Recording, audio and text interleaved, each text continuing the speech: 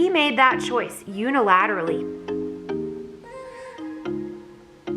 I still am shocked. Take advantage of my ex?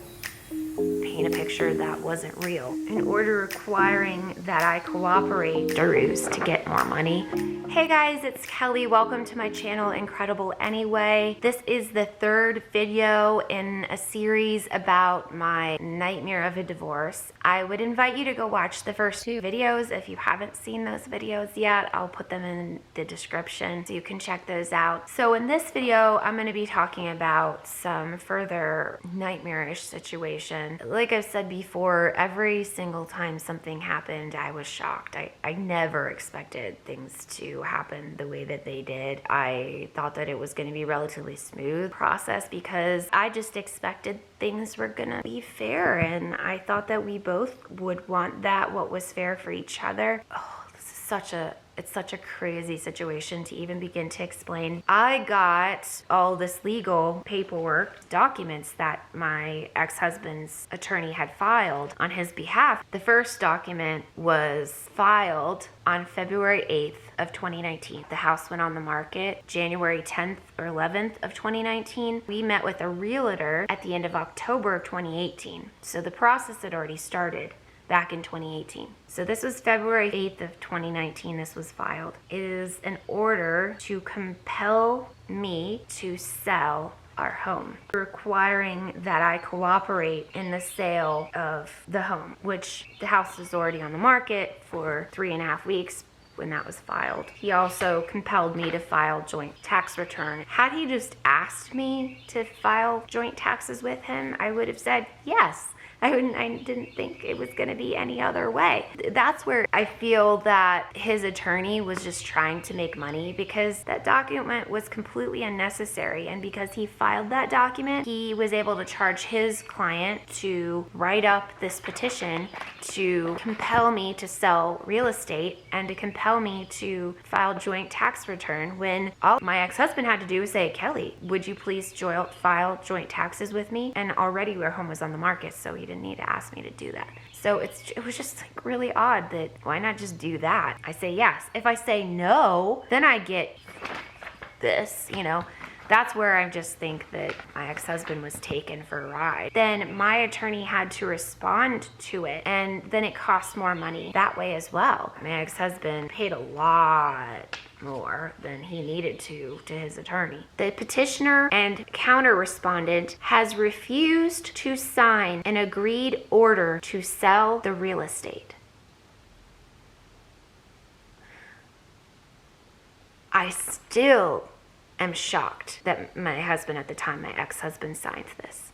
When did I refuse to sign an agreed order to sell the real estate? When I received this saying that I had refused to sign, it had been on the market since beginning of January. I had gotten a realtor that we talked with, all three of us, the realtor, me, and my ex, were in the same room talking with the realtor at the end of October of 2018. I had initiated it.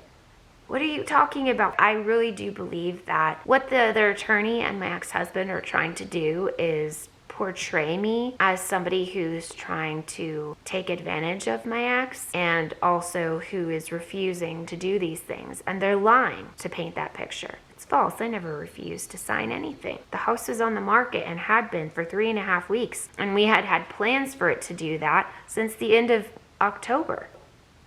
So obviously this is false, and it could be easily proved false. I really do believe that the attorney was trying to paint me a certain way because there was so much against his client. I think his client had made some really poor judgment errors. I'm not going to talk about it in specifics, but I think that his attorney was trying to compensate by trying to make me look bad in any way that he could. And so he was grabbing at straws, trying to paint a picture that wasn't real. There was no way that this was going to turn out in his favor. I believe that he likely knew that and decided to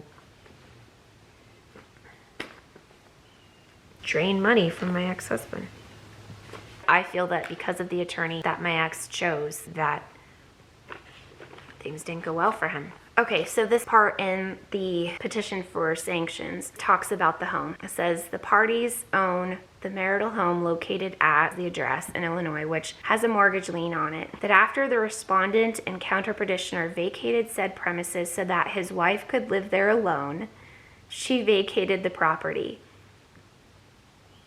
Okay, I just have to pause and say something about this. As you all know, I audio recorded that whole conversation that I had with my ex-husband before he left. There was no agreement that he was leaving so that I could live there alone. If he wanted to stay, actually, it would have been better if he had stayed in that house and I left it. But we had no discussion about who was going to be in the home. He just was leaving. He made that choice unilaterally to leave. He didn't give me the option. He didn't talk about it with me. He didn't ask me any questions about what I wanted. My ex never gave me an option. He never said, "What do you want?" He just did it. He just left. He vacated it so that I could live there alone. How magnanimous of him.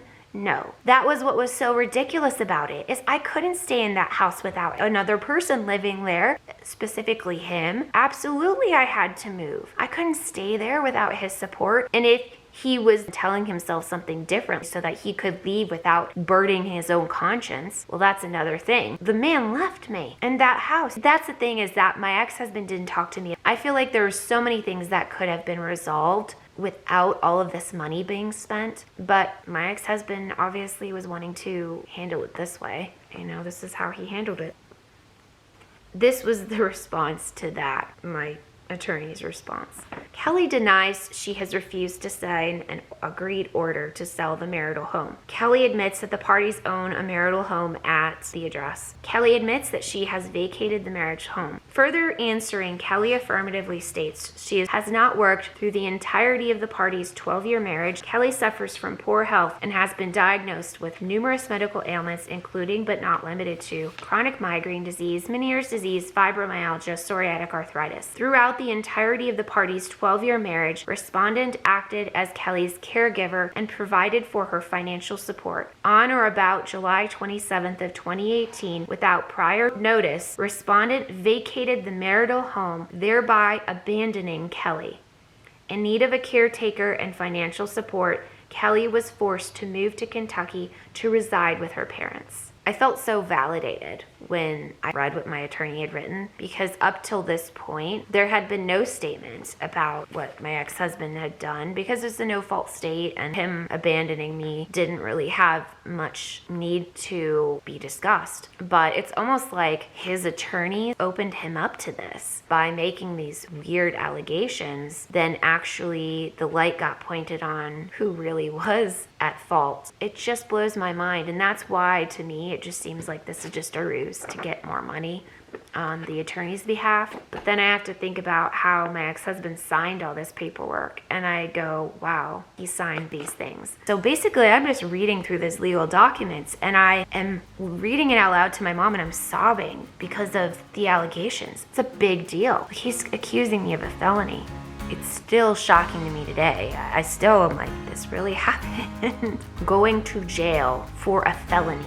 Can you see how wild and crazy this is? I look forward to seeing you in the next video. Thank you all for watching, and if you've been through a really hard divorce or divorce period, I'm really sorry. Divorce is hard even if it's not contentious. Divorce is just a rough scenario, and if you've been through it and you've had a contentious divorce, man, I'm sorry. If you're going through one now, keep putting one foot in front of the other. Just do the next thing. You can get through it. You will get through it. My heart is with you all. Remember, you're not alone. You guys are enough just as you are. You are loved. And I'll see you in my next video. I'll be there when you need me. You can count on it every time. It won't always be